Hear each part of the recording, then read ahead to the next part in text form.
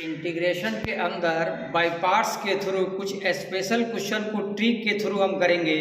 जैसे इंटीग्रेशन के अंदर e power x F X अब प्लस एफ डैश एक्स हो, एफ डैश एक्स यानी एफ एक्स का डिफरेंशिएशन यहाँ पे पड़ा हो तो हम ये नहीं कि इनको मल्टीप्लाई करके डायरेक्ट इनको फिर दोनों में बाय पार्ट्स लगाए, वो समझाएंगे ऐसा क्यों होता है।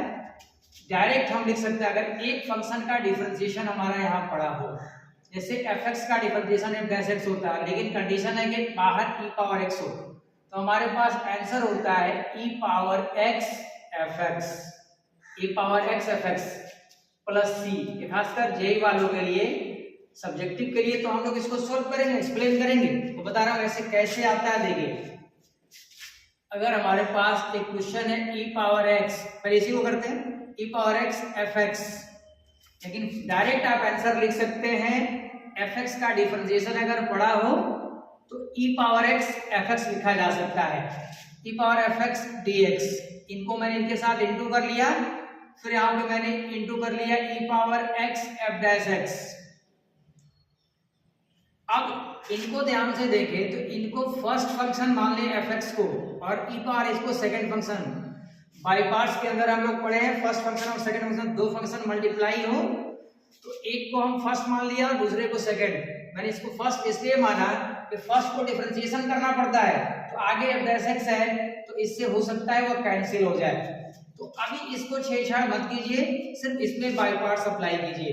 तो अगर मैं इसमें बाय पार्ट्स अप्लाई करूं तो ई पावर एक्स, इसके बाय पार्ट्स अप्लाई करूं तो पहला फंक्शन हमारे पास एफ एक्स और सेकंड फंक्शन का इंटीग्रेशन, तो ई पावर एक्स का इंटीग्रेशन ई पावर एक्स मैं डायरेक्ट लिख रहा हूं माइनस माइनस पहले फंक्शन का डिफरेंशिएशन यानी एफ डैश एक्स और दूसरे फंक्शन का इंटीग्रेशन यानी ई पावर एक्स का इंटीग्रेशन ई पावर एक्स ही होता है। अब होल का ये होता है, यानी पहले का डिफरेंशिएशन दूसरे का इंटीग्रेशन करने के बाद होल का इंटीग्रेशन, तो ये हमने बाय पार्ट्स के थ्रू ये लिख दिया। फिर ये आगे वाला जो फंक्शन था, अभी सिर्फ मैंने बाय पार्ट्स यहाँ पे अप्लाई किया था, तो E power X F dash X, तो ध्यान से अगर देखा जाए तो ये दोनों एक ही चीज है, ये कैंसिल हो गया, तो आपका आंसर क्या मिला F X E power X. इसीलिए मैंने बोला था कि जब आपको E power X F X plus F dash X हो तो इनको हम लोग ऐसे लिख सकते हैं E power X F X. अब जैसे एक क्वेश्चन में यहाँ लिखता हूं E power X sine X plus cos X, sine X plus cos X, तो अगर ध्यान से इसका देखा जाए तो साइन एक्स का डिफरेंशिएशन कॉस एक्स होता है, तो यहाँ डायरेक्ट हम आंसर लिख सकते हैं E power x cos x, E power x cos x. ये ट्रिक है कि अगर एक का डिफरेंशिएशन दूसरा पड़ा हो तो ई पावर एक्स के साथ उस टर्म को लिख दिया जाता है जिनका डिफरेंशिएशन है। अब देखिए एक और है यहाँ पे ट्रिक, अगर इस तरह का क्वेश्चन हो, जैसे आपके पास कहीं मिल जाए F x x F dash x, इनको इंटीग्रेट करना हो F x x F dash X, तो आप डायरेक्ट यहाँ आंसर लिख सकते हैं एक्स एफ एक्स। ध्यान से देखिए एफ एक्स का डिफरेंशिएशन एफ डैश एक्स है और इसके साथ एफ डैश एक्स के साथ अगर इनटू में एक्स हो तो हम उस एक्स को एफ एक्स के साथ लिख सकते हैं। अब जैसे अगर मैं इनको सोल्व करूं तो देखिए, यानी ये जो आपका टर्म है, यानी इनको अलग अलग कर सकते हैं एफ एक्स डी एक्स और इनको लिख सकते हैं x F dash x D x. मैं एक टर्म में सिर्फ बाय पार्ट्स लगाता हूं, इसके अंदर एफ एक्स एक दिख रहा है और दूसरा यहाँ पे नहीं दिख रहा, वन से मल्टीप्लाई कर देते हैं। ये एफ एक्स कोई भी फंक्शन हो सकता है। तो अब देखिए यहाँ पे पहला फंक्शन हमारे पास ये वन है और दूसरा फंक्शन को मैं वन को मान लेता हूँ, एफ एक्स फर्स्ट फंक्शन है और वन सेकंड फंक्शन है। तो अगर मैं बाय पार्ट्स का फॉर्मूला अप्लाई करूँ तो पहला function f x as it is रह जाएगा और वन का इंटीग्रेशन यानी वन डी एक्स क्या हो जाएगा एक्स, फिर माइनस पहले फंक्शन का डिफरेंशिएशन यानी एफ डैश एक्स और दूसरे फंक्शन का इंटीग्रेशन यानी वन डी एक्स यानी एक्स, फिर ये जो भी आया होल का इंटीग्रेशन, मैं यहाँ पे फॉर्मूला डायरेक्ट लिख रहा हूँ, यहाँ पे फॉर्मूला के थ्रू वो सिंबल नहीं दिखाया और लास्ट में जाके होल वाले का सिंबल दिखा दिया। ये तो सिर्फ इसका बाई पार्ट्स हुआ। फिर आगे यहाँ पे एक्स एफ डैश एक्स है, तो हम ध्यान से देखें तो ये दोनों टर्म कैंसिल हो जाएगा, तो एक्स एफ एक्स हो गया। तो यही तो मैंने बोला था कि अगर एफ एक्स और एक्स एफ डैश एक्स हो तो वहाँ पे x F X D x मिलता है। जैसे एग्जाम्पल के तौर पे एक एग्जाम्पल ले लेते हैं, जैसे यहाँ पे साइन एक्स हो प्लस एक्स कॉस एक्स हो, इनका इंटीग्रेशन करना हो तो देखिए साइन एक्स का डिफरेंशिएशन कॉस एक्स होता है, साइन एक्स का डिफरेंशिएशन कॉस एक्स होता है, और मैंने बोला था F x F dash x साथ में एक्स होना चाहिए। तो हमारे पास आंसर क्या आएगा, एक्स रहेगा और साथ में जिसका डिफरेंशिएशन कॉस एक्स था इसके साथ, यानी साइन एक्स हो जाएगा। तो इस ट्रिक से हम लोग कर सकते हैं। इस पेज पे हम एक दो क्वेश्चन और करते हैं। ये तो बिल्कुल इजी वाला एग्जांपल लिए, अब थोड़ा सा इससे डिफिकल्ट पे आते हैं। पहले तो आपको समझाना था, ये ट्रिक बताना था कैसे अप्लाई होता है, इसलिए मैंने बिल्कुल इजी सा क्वेश्चन लिया था। अब देखिए इसके बाद मैं एग्जांपल लेता हूं,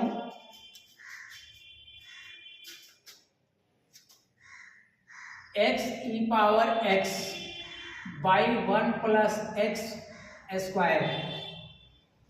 ये अगर क्वेश्चन दिया हो x E power x 1 plus x का होल स्क्वायर, तो पहले तो हम इस तरह से बनाने की कोशिश करेंगे ई पावर एक्स और ब्रैकेट में एफ एक्स और एफ डैश एक्स आ जाए, तब जाके हम इनका इंटीग्रेशन को लिख सकते हैं E power X F x. तो देखिए अगर मैं यहाँ पे लिखूं ई पावर एक्स को बाहर रहने दूं, देखिए इनको लिख दूं अगर 1 by 1 plus x minus 1 by 1 plus x whole square. देखिए इसको ध्यान से देखिए, ऐसा मैंने कैसे लिखा कि 1 प्लस एक्स और 1 प्लस एक्स स्क्वायर का जब एलसीएम होगा तो 1 प्लस, जब नीचे आएगा तो 1 प्लस एक्स स्क्वायर एलसीएम होगा तो इसे कटेगा तो 1 प्लस एक्स यहाँ पे आएगा, और फिर 1 प्लस एक्स स्क्वायर से कैंसिल होगा तो -1, तो 1 कैंसिल होकर x by 1 plus x square ये वाला टर्म हो जाएगा। तो मैंने इसको इस तरह से लिख दिया। तो अब अगर हम ध्यान से देखें तो इनका, ये सब प्रैक्टिस से होता है, इनका डिफरेंशिएशन ये है, कैसे 1 बाई एक्स का डिफरेंशिएशन, x का कीजिए आपको समझ में आ जाएगा। इसका डिफरेंशिएशन अगर हम लोग करते हैं तो dx पावर -1 बाई dx यानी -1 बाहर, x पे पावर -2 यानी x स्क्वायर, तो -1 बाई एक्स स्क्वायर, तो 1 बाई 1 प्लस एक्स है, तो सिमिलरली इसका डिफरेंशिएशन ये होगा -1 बाई 1, क्योंकि ये जाएगा पावर -1 बाहर आएगा। तो हम क्या देख रहे हैं, इसका डिफरेंशिएशन ये पड़ा हुआ है सेकंड टर्म, तो इसका आंसर हो जाएगा e power x by 1 plus x, ये वाला टर्म इनटू में आ जाएगा प्लस सी, ये आंसर हो गया। ये इसलिए मैंने इसको कर लिया। अगर इस तरह से हम फॉर्म बना लेते हैं तो इजीली हम लोग ऐसा कर सकते हैं।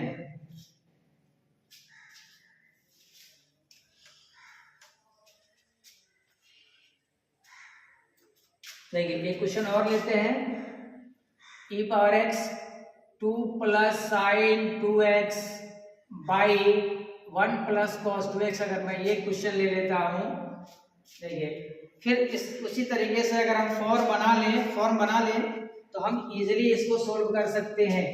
देखिए अभी कैसे पता चलेगा, देखिए ये टर्म है, अगर मैं इनको 2 बाई ये कर दूं और sin 2x बाई ये कर दूं, देखिए जब प्रैक्टिस करेंगे तो आपको खुद समझ में आता जाएगा, और साथ में ट्रिको का फॉर्मूला याद रहेगा तो आप खुद सेपरेट करने में आपको आसानी भी होगी। जैसे देखिए यहाँ पे अगर मैं e पावर x को बाहर रहने देता हूँ 2 बाई 1 प्लस कॉस 2x और साइन 2x बाई, ऐसा मैंने क्यों किया बता देता हूं।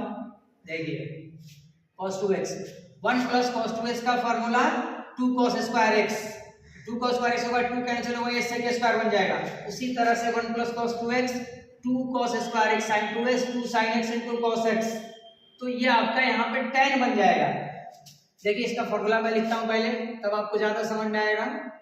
2 cos square x 1 plus cos 2x 2 cos square x होता है। ट्रिको का फॉर्मूला याद रखें, cos 2x बराबर होता है 2 cos स्क्वायर x -1, वहीं से आता है।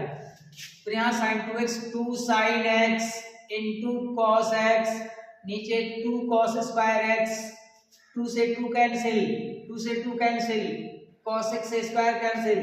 तो अब यहाँ पे रिजल्ट क्या मिला, e power x cos square x को ऊपर लाकर हम sec स्क्वायर x लिख सकते हैं और sin s by cos s tan x। अब इसको ध्यान से देखें, tan x का डिफरेंशिएशन sec स्क्वायर x होता है।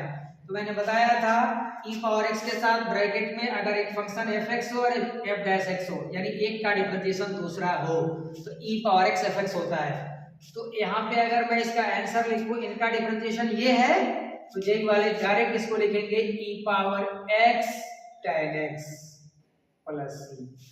ये हो गया आंसर। तो यही है, प्रैक्टिस रहेगा तो आप इजीली आप उसको फॉर्म कर सकते हैं, किसका डिफरेंशिएशन कैसे, उसी हिसाब से आप अरेंज करेंगे। अब एक क्वेश्चन मैं और लेता हूं।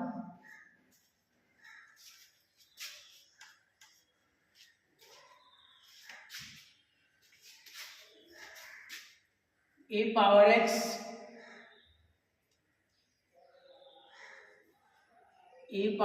x 1 माइनस साइन x और 1 minus cos x।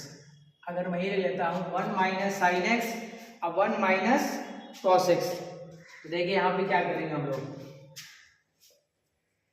e power x 1 by 1 minus cos x अलग कर लेते हैं और ये sine x by 1 minus cos x अलग कर लेते हैं।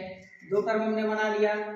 अब यहाँ ध्यान से देखा जाए तो 1 बाई 1 माइनस कॉस x, अभी मैं बार बार इसी फॉर्मूले को रिपीट कर रहा हूँ, 1 plus cos x 2, 1 plus cos 2x 2 cos square x, 1 minus cos 2x 2 minus वाले में 2 साइन स्क्वायर x, ये माइनस है तो ये हो जाएगा 2 sign square x by 2, x होगा तो x बाई 2, 2x होगा तो x। उसी तरीके से यहाँ साइन x को मैं लिख दूं 2 sine x by 2 into cos x by 2, 1 minus cos x यानी 2 साइन स्क्वायर x बाई 2, 2 से 2 cancel, sine square x by 2 sine से ये कैंसिल। तो अब यहाँ पे क्या मिला हमारे पास, e power x 1 by 2 cosec square x by 2 और ये cos by sine minus cot x by 2, cot x by 2। तो अब देखिए हमारे पास कॉट x का डिफरेंशिएशन होता है माइनस कॉसेक स्क्वायर x। तो अब देखिए ये उल्टा है, माइनस को मैं कॉमन कर लेता हूँ, इनमें से माइनस कॉमन करके बाहर कर देता हूँ, e पावर x कॉस एक स्क्वायर x बाई 2 माइनस हो जाएगा और ये आपका प्लस हो जाएगा कॉट x बाई 2। तो अब अगर ध्यान से हम लोग देखें इस क्वेश्चन को, तो cot x बाई 2 का डिफरेंशिएशन होता है माइनस कॉसेक स्क्वायर x होगा तो x होगा, यहाँ x बाई 2 है तो minus cosec square x by 2, लेकिन चेन रूल लगेगा x बाई 2 को भी डिफरेंशिएशन करना होगा। तो x बाई 2 का डिफरेंशिएशन जब करेंगे तो 1 बाई 2, यानी 1 बाई 2, 1 बाई 2 छूटा हुआ है, तो cot x बाई 2 का differentiation minus 1 by 2 cosec square x by 2 हो जाएगा। तो अब यहाँ पे ये माइनस तो बाहर है, इसका डिफरेंशिएशन ये यहाँ पे अवेलेबल है। तो अगर इनका डिफरेंशिएशन यहाँ पे अवेलेबल हो तो हमारे पास आंसर हो जाएगा e power x cot x by 2 plus c, ये आंसर हो गया।